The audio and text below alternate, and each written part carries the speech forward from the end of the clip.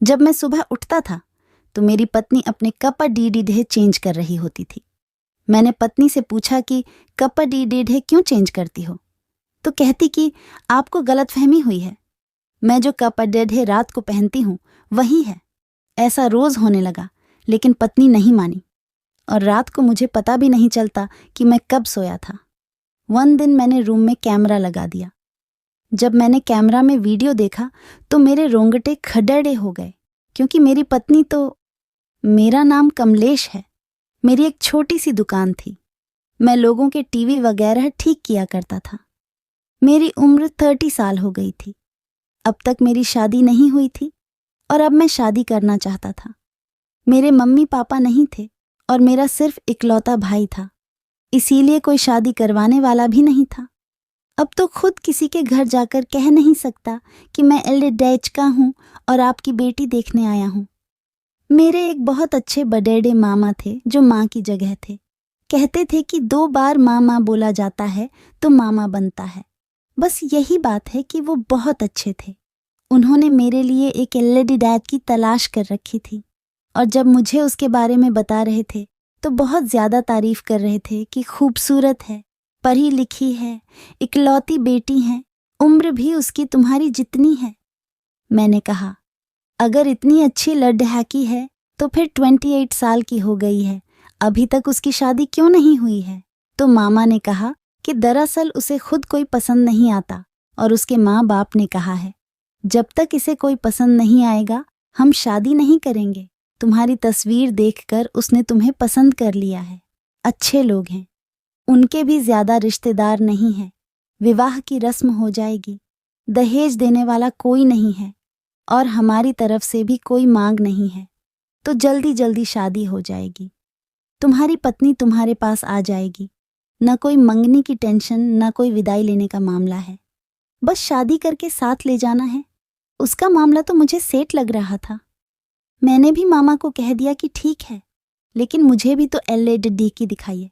मगर मामा ने कहा, उन्होंने एल्डर डेकी की फोटो नहीं दी। वो कहते हैं कि हम अपनी बच्ची का फोटो किसी को नहीं देते, ना ही किसी को दिखाते हैं।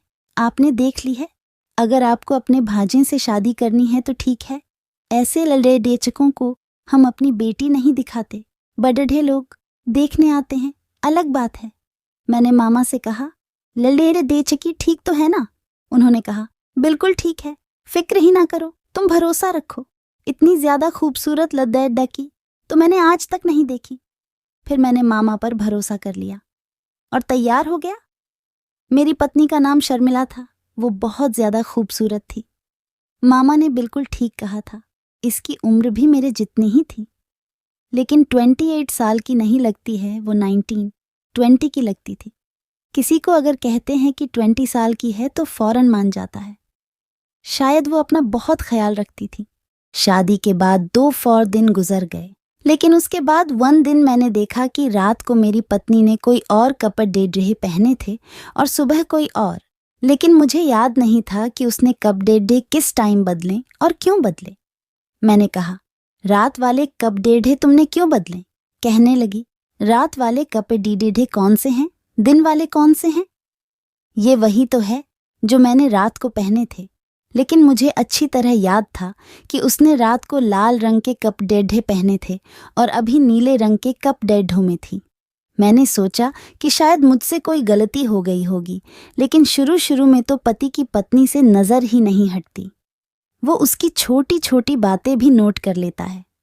मेरी पत्नी अच्छी थी, अच्छे तरीके से घर को संभाल रही थी, मेरे साथ भी अच्छे तरीके से रहती थी। सब कुछ बिल्कुल ठीक जा रहा था। जिंदगी अच्छी थी, लेकिन अभी तक वो मुझसे शर्माती थी। वन दिन मैंने उससे कहा, ये देखो, मैं तुम्हारे लिए फ्रूट ले आया हूँ, आ जाओ बैठो, फ्रूट खाते हैं। उसने कहा कि मैं धोकर लाती हूँ। वो फ्रूट के लिए मेरे पास बैठ गई और मैंने अच्छी सी फिल्म लगा दी। वो फल को छीलकर मेरी तरफ रख रही थी और मैं फिल्म देखने में लगा था। एक हाथ से फल उठाकर खा लेता, लेकिन थोड़ी देर बाद मैंने एक नज़र देखा तो हैरान रह गया कि वो मेरी तरफ छिलके रख रही थी और फ्रूट को कूड़ेदान में फेंक रही थी। उसका मुंह भी टीवी की तरफ था। मैंने कहा कि ये क्या कर रही हो? उसने जब देखा तो हैरान रह गई। कहने लगी, वो मुझे पता ही नहीं चला कि ये कब से कर रही हूं। फल आपकी तरफ रखना चाहिए तो कूढ़े में फेंक रही हूं, और छिलके कूढ़े में फेंकना चाहिए तो वो आपके तरफ रखने लगी। वो इस बात पर हंसने लगी। मैं भी हंस दिया, क्योंकि कभी कभी ऐसा हो जाता है, इंसान का दिमाग भटक जाता है। लेकिन उसके बाद उसने मुझसे कहा, सॉरी, माफ़ कर दीजिए। मैंने कहा, कोई बात नहीं, हो जाता है। कभी कभी हम लोग रात को बैठकर फिल्म देखते हैं। हमारे दिन अच्छे से गुजर रहे थे, लेकिन अगली रात जाने क्या हुआ, मुझे इतनी ज़्यादा गहरी नींद आ गई और सुबह आंख खुली तो पत्नी को फिर से कपड़े बदलते हुए देखा था। मैंने अपनी पत्नी से कहा, तुम इतने कपड़े ढेहे क्यों बदलती हो? तुम्हारे कपड़े ढेर रात को और होते हैं, पर दिन में कोई और होते हैं, जबकि तुम्हारे कपड़े ढेर तो गंदे भी नहीं होते हैं। उसने कहा, रात वाले कपड़े ढे ही है, आपको पता नहीं क्यों शक होता रहता है। मैंने रात को यही कपड़े ढे पहने थे, लेकिन मुझे अच्छी तरह याद था कि उसने रात को कोई और कपड़े ढे पहने हुए थे। लेकिन उसने कपड़े ढे कब बदले, क्यों बदले, ये तो मुझे याद ही नहीं था। मुझे यह भी नहीं याद था कि मैं किस टाइम सोया, मैंने उससे क्या बात की थी। मुझे तो ये भी याद नहीं था कि मेरे कमरे में किस वक्त आया, कब बेड से लेट गया, और दिन इसी तरह गुजरने लगी। मेरी पत्नी मेरे सामने खाना रख रही थी तो मैंने उसका हाथ गौर से देखा, जहां पर एक बहुत बड़ा जख्म लगा हुआ था। मैंने कहा, ये क्या हुआ है? तुमने मुझे क्यों नहीं बताया? इतना बड़ा चोट लगा है। चोट को देखकर लगता था कि 1 दिन का पुराना है। उसने कहा कि छुरी लग गई थी। मैंने जल्दी से उसके ऊपर दवाई लगाकर पट्टी बांधी। अगर 2 दिन का पुराना घाव इतना गहरा था तो जिस दिन लगा था उस दिन मेरी पत्नी को दर्द नहीं हुआ था। क्या वो मुझे बता नहीं सकती थी कि इतना ज्यादा चोट लग गया है? मैं उसे डॉक्टर के पास ले जाता, और हैरान तो मैं इस बात पर था कि जब इंसान सब्जी काटता है तो छुरी उसकी उंगली पर लगती है या हाथ पर कैसे लगी है।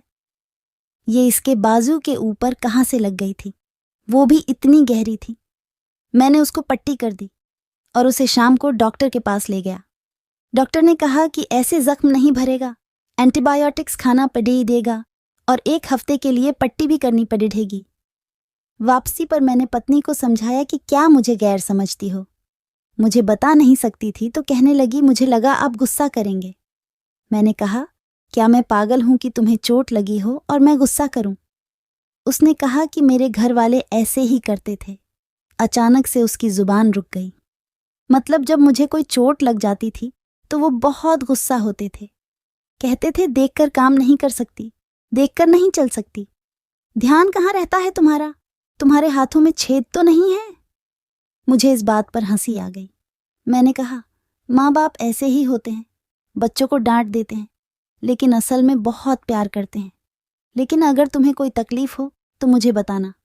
मेरी पत्नी की ऐसी कोई हरकत नहीं थी जिसकी वजह से मुझे उस पर गुस्सा आता या मैं बिना वजह उससे कोई बात सुनाता। सारी जिंदगी तो मैं अकेला ही रहा। अब तो मुझे एक रिश्ता मिला था, एक ऐसा इंसान जो मेरे घर में रहती है, मेरे काम करती, मेरे साथ अच्छे से रहती थी। तो फिर मैं उसके साथ क्यों बुरे तरीके से पेश आता? लेकिन रात होते ही मुझे इतनी गहरी नींद आने लगता कि मैं जो करना चाहता वो भी नहीं कर पाता था। अपनी पत्नी के साथ बैठकर कुछ देर बातें कर लेता। इंसान उस लम्हे को अच्छा गुजार लेता है जब पत्नी को देख लेता है कि कितनी प्यारी है मेरी पत्नी। लेकिन रात होते ही मैं कमरे में आता और घोड़े गधे बेचकर सो जाता था, और सुबह ही मेरी आंख खुलती और मुझे यह भी ना याद होता कि रात को क्या हुआ था। खाना खाने तक की बातें मुझे याद होती, उसके बाद की सारी बातें भूल जाता। अचानक से ज्यादा नींद क्यों आ रही थी? मैंने क्या किया था अपने साथ? मैंने तो ऐसा कुछ भी नहीं खाया था जिसकी वजह से मैं बहुत ज्यादा सुस्त हो गया था। मुझे लगा डॉक्टर के पास जाना चाहिए, लेकिन मेरा काम ऐसा था कि दुकानदारी थी, इसलिए दुकान छोड़कर नहीं जा सकता था। फिर सोचा कि बुधवार के दिन जाऊंगा, पत्नी को भी साथ ले जाऊंगा, डॉक्टर से भी मिल लेंगे और थोड़ा घूम लेंगे भी। पत्नी को ये भी बताया था। फिर हम दोनों बाजार चले गए, लेकिन उसने मुझे यह कहकर उलझाया, पहले मुझे कपड़े की दुकान पर चलते हैं, फिर कहती कि फिल्म देखते हैं, फिर कहती है कि मुझे कुछ खाना है। इतने में डॉक्टर्स का टाइम गुजर गया। मैंने कहा चलो कोई बात नहीं है, अगले हफ्ते चले जाएंगे। वैसे भी मुझे कोई इतना बड़ा प्रॉब्लम नहीं है, बस थोड़ी ही तो सुस्ती हो रही है। लेकिन एक बात अजीब था कि मेरी पत्नी को मेरी तबीयत की कोई खास चिंता नहीं था। उसने कहा कि छुट्टी का दिन है, पूरे हफ्ते काम करते हैं, आज आपको सिर्फ मेरे साथ दिन गुजारना है। उसने अपनी सारी ख्वाहिश पूरी करवा ली। काफ़ी सारे पैसे भी खर्च हो गए। फिर मैंने उसे कहा कि इंसान कमाता किस लिए है? पत्नी बच्चों के लिए ही कमाता है, और बच्चे होने का अभी कोई कारण नज़र नहीं आ रहा था। 2 महीने होने वाले थे, लेकिन पत्नी ने अभी तक कोई खुशखबरी नहीं सुनाई थी। बस जल्दी से एक छोटा सा प्यारा सा बच्चा आ जाता तो मेरी फैमिली पूरी हो जाती, लेकिन ऐसा नहीं हुआ। बस इसी तरह दिन गुजर रहे थे। पत्नी को कपड़े बदलने की बड़ी आदत थी, लेकिन एक बात बहुत हैरान करने वाली थी कि वो जब भी बाजार जाती तो ढेर सारे कपड़े लेती। जो कपड़े वो एक बार पहन लेती है, वो दोबारा नहीं पहनती थी। अपने घर से भी काफ़ी सारे कपड़े लेकर आई। मैंने भी उसके लिए काफ़ी सारे कपड़े लिए थे। जो भी मुझे पसंद आया मैंने उठा लिया। सोचा कि और तो कोई खर्चा करने वाला नहीं, पत्नी की चीज़ें तो अच्छे तरीके से ले लूं ताकि वो खुश हो जाएं। लेकिन अभी भी उसके लिए कपड़े कम थे। जब मैं उसे महीने के खर्च के लिए पैसे देता तो वो कपड़े ही ले लेती थी।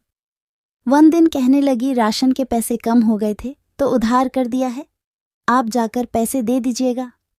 मैंने कहा कि तुम्हें ज़रूरत से ज़्यादा पैसे दिए थे, फिर कैसे कम हो गए?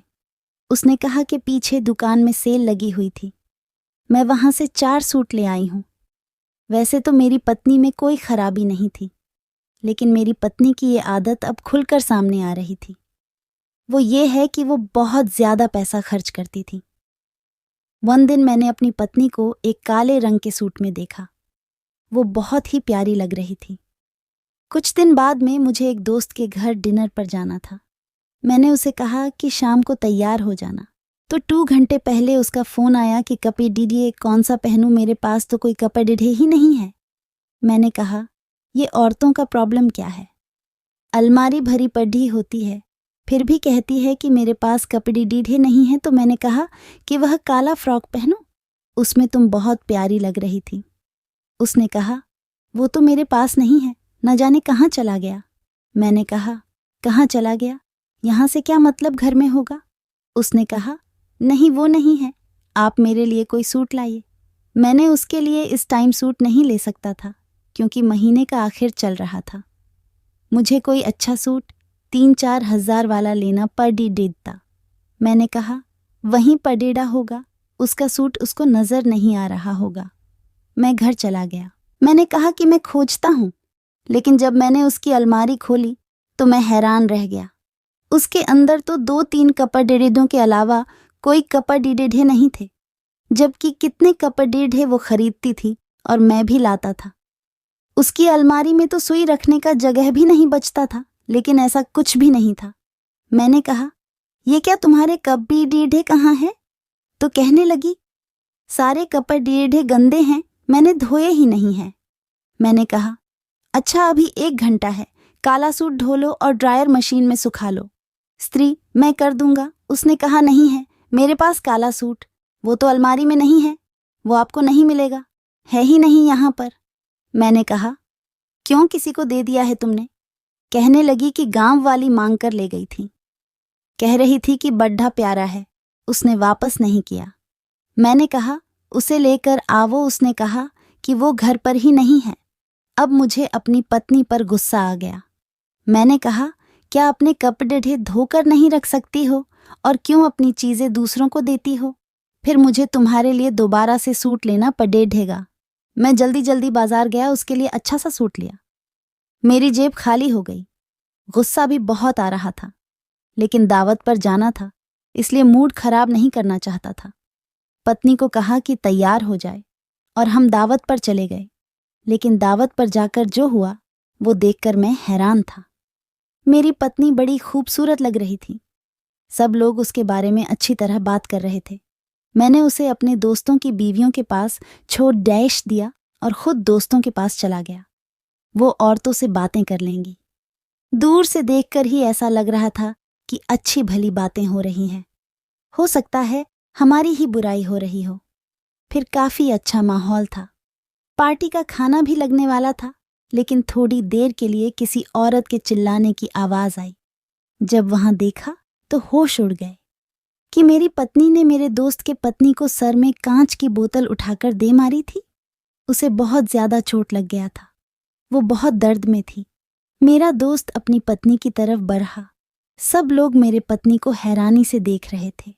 मेरी पत्नी भागकर जाकर गाड़ी में बैठ गई। मैंने अपने दोस्त के पत्नी की मदद करने की कोशिश की, लेकिन मेरे दोस्त ने कहा कि दफा हो जाओ यहां से, अपनी पत्नी को कभी मत लेकर आना। सब लोग मुझे अजीब नजरों से देख रहे थे। मैं गाड़ी में आया। मैंने कहा, ये तुमने क्यों किया? लेकिन मेरी पत्नी भी बेहोश पड़ी थी। मैं भी हैरान रह गया। उसे अस्पताल ले गया। डॉक्टर ने कहा, आपकी पत्नी डर की वजह से बेहोश हो गई है। मैं हैरान रह गया। उसे घर ले आया। उससे पूछा कि तुमने ऐसा क्यों किया? उसने कहा कि वो मेरी बेइज्जती कर रही थी। उस पर मुझे गुस्सा आ गया। मैंने कहा, तुम्हें गुस्सा आता है तो तुम लोगों के साथ ऐसा करती हो। तुम्हें ऐसी हरकत नहीं करनी चाहिए थी।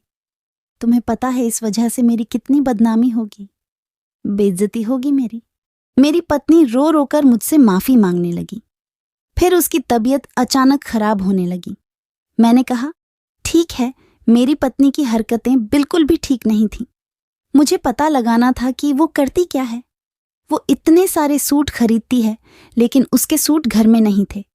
उसके शरीर पर हमेशा जख्मों के निशान लगे रहते हैं, और ये पागल वाली हरकतें एक नॉर्मल इंसान नहीं कर सकता था।